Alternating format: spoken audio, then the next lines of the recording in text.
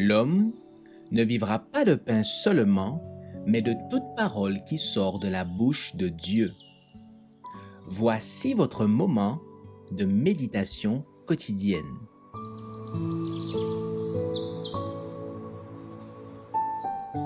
Maranatha.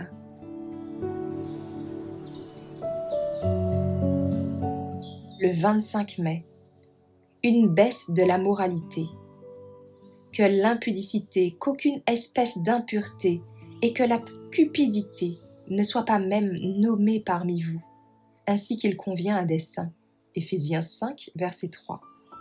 Aujourd'hui, il existe une trivialité alarmante dans la conversation qui montre le bas niveau des pensées et de la moralité. La vraie dignité de caractère est très rare. La modestie et la réserve authentique se voient rarement. Ceux qui sont purs et sans contamination sont peu nombreux. Les pensées impures caressées deviennent une habitude et l'âme est défigurée et souillée.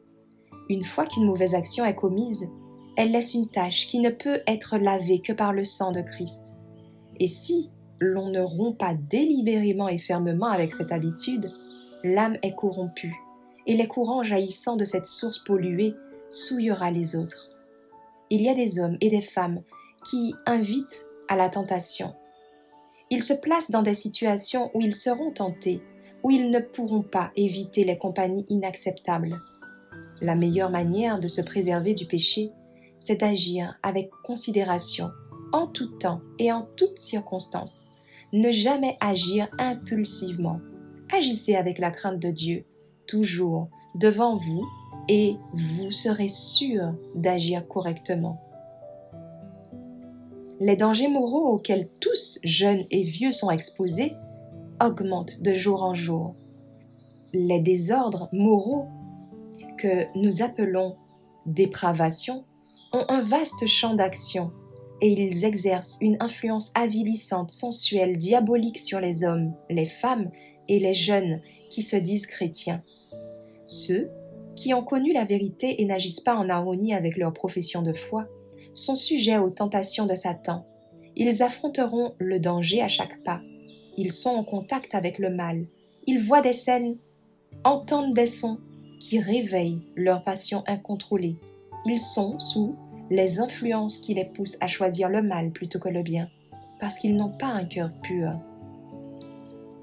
Nulle formation n'est aussi nécessaire aujourd'hui que la préparation des jeunes gens et des jeunes filles à avoir une rectitude morale et à purifier leur âme de toute souillure morale.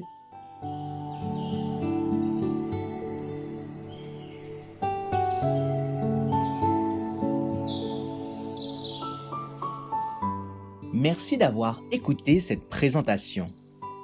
Assurez-vous de nous rejoindre demain pour votre moment de méditation quotidienne avec lereste.org.